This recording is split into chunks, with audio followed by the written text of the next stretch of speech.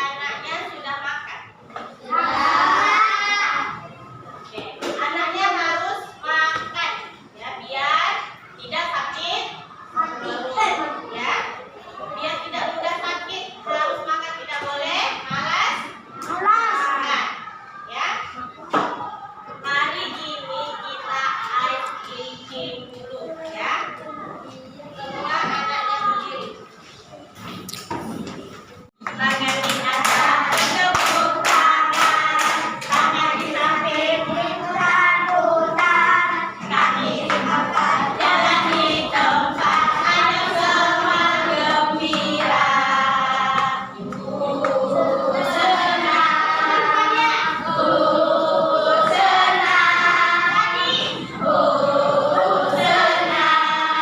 Kita semua gembira.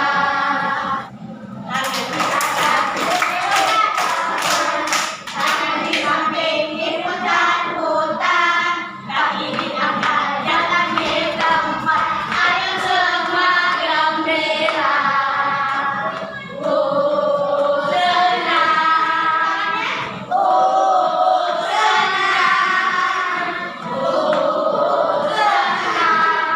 Kita semua gembira.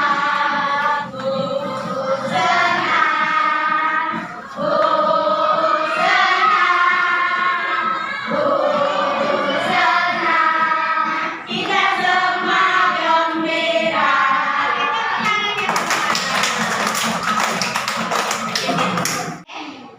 Hari ini kita masuk pelajaran apa?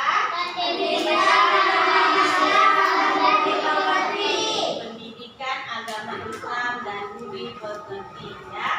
Dengan materinya amanah.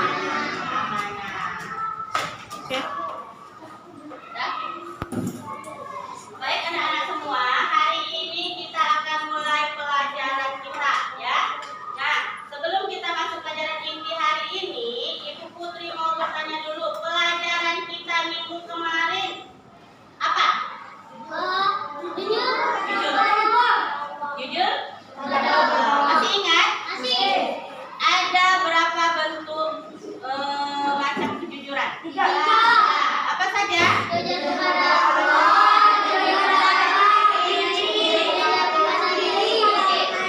kepada Allah, kepada diri sendiri, dan kepada orang lain. Apa itu jujur?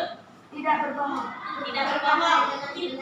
Nah, tidak berbohong itu lawan kata dari jujur ya. Pengertiannya apa tadi? Berkata. Nah, berkata dengan sebenar-benarnya itu dia jujur. Nah, contoh jujur apa? Tidak mencontek saat ulangan. Apa lagi? Mengerjakan PR tepat waktu. Mengembalikan uang kembalian kepada siapa? Ya. Apa lagi? Izin sebelum meminjam. Jadi sebelum kita masuk pelajaran inti, Bu Putri mau kasih tes dulu ya. Sebelum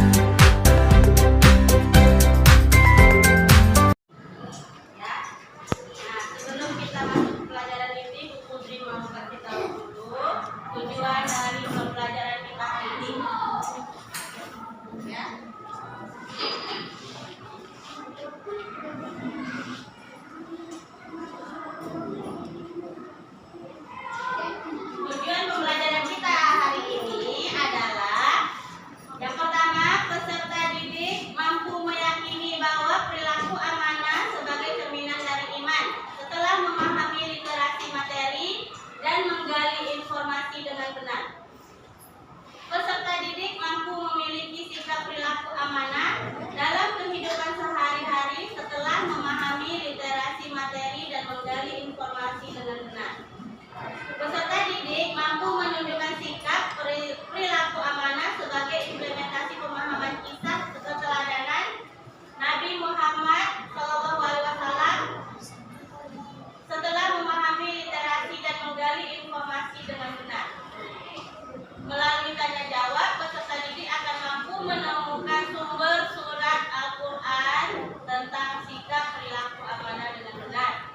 Peserta didik mampu menganalisis makna perilaku amanah dalam kehidupan sehari-hari dengan baik dan benar melalui model Kanson.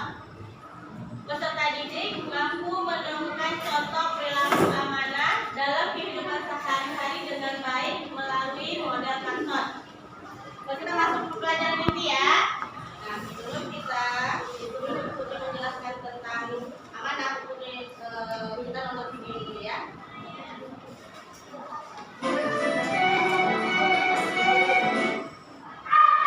Dia usia Muhammad menginjak 12 tahun. Maka Abu Thalib mengajak berbagai sosial sampai mereka kenal saat mereka beristirahat dan seorang pendeta menghampiri. Wahai saudara, selamat datang di Musa. Contohnya kalian berkasih. Terima kasih. Terima kasih saudara. Kami datang dari Mekah. Lalu, siapa katanya? Ini adalah keponakan Muhammad. Apakah engkau betul menjawab atas tujuan? Ya. Kemana dia? Ayahnya sudah meninggal sejak ia masih dalam kandungan. Oh, apakah kamu tidak demikian? Benar. Aku sanggup untuk mendengar. Beruntung apa? Sungguh, keponakanmu ini adalah orang sangat istimewa. Oh iya? Ya.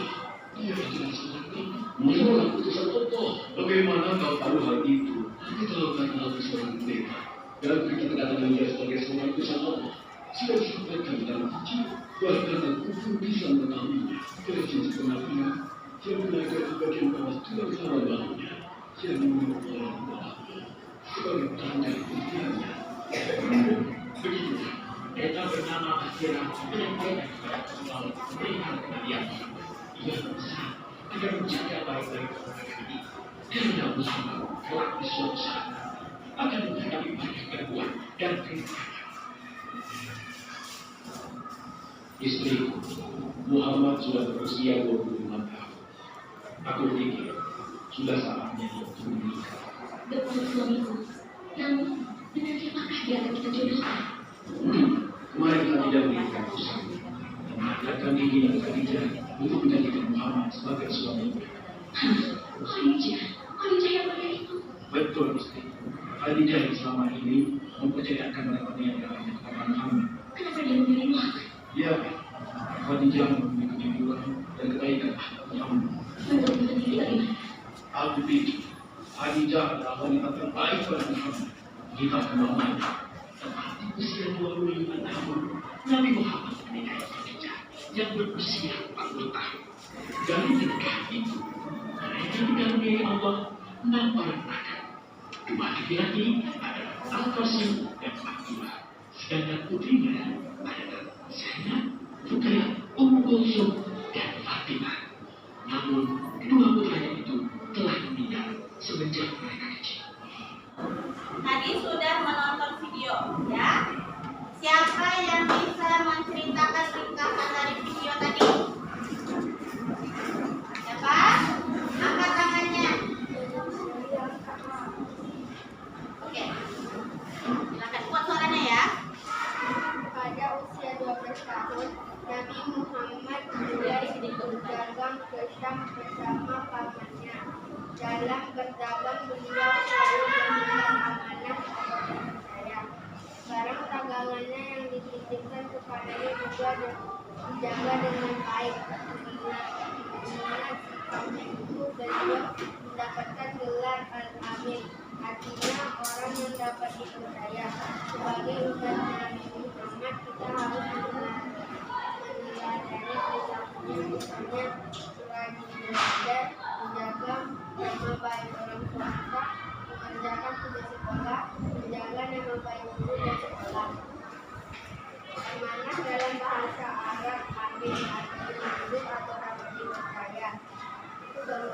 Dan amanah dalam istilah adalah sesuatu yang dipercaya kepada seorang atau kepercayaan terhadap seseorang. Tiga, orang yang tidak amanah disebut khianat. Khianat artinya tidak dapat dipercaya. Ciri-ciri orang yang amanah adalah selalu kepada Allah dan Rasulnya. Nah, oke, beri tepuk tangan buat temannya. Sekarang kita masuk ke definisinya. Amanah. Sebelum kita masuk ya, amanah. Tahu amanah? Apa itu amanah? Ya, amanah dapat dipercaya. Contohnya seperti apa? Orang yang amanah itu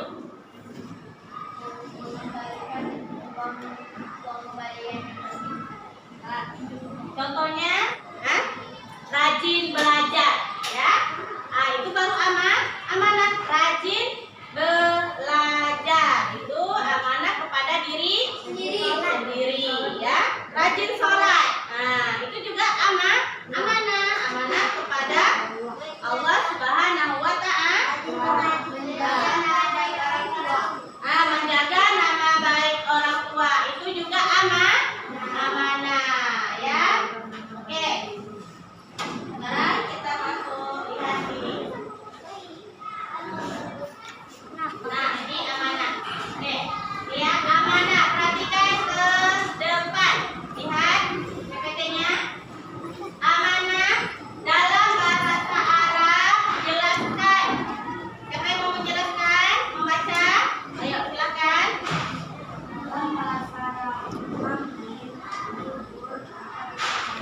Oke, ya. Dalam bahasa Arab amanah adalah amin atau jujur atau dapat dipercaya. Itu dia dalam bahasa Arabnya amanah. Ya. Dalam istilah amanah siapa mau membaca? Ayo silakan.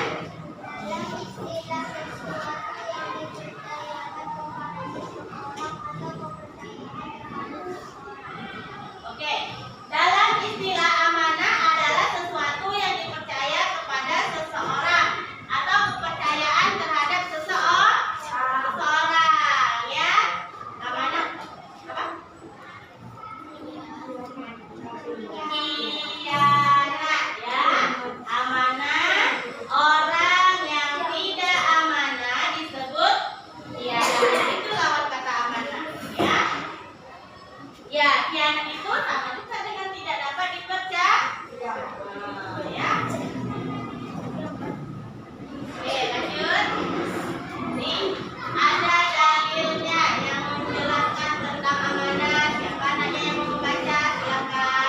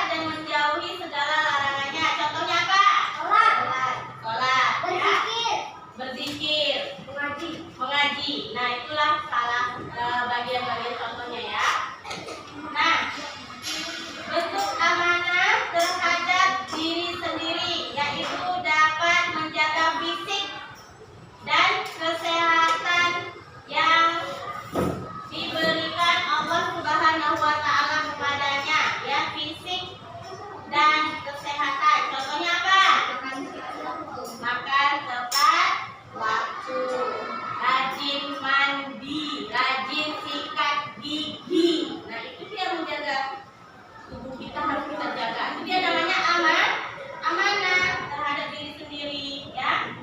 Yang ketiga bentuk-bentuk amanahnya yaitu jujur kepada sesama manusia, yaitu dapat menunaikan amanah terhadap sesama manusia dengan mengemban kepercayaan atau amanah, ya. Contohnya apa ini? Ketua kelas, ya. Hikmah atau manfaat. Nah, ada juga hikmahnya, ya, orang yang amanah. Nah, ya. Di sini apa? Siapa yang membaca hikmahnya? Ya, nih, ayo. Nah, kasih ya.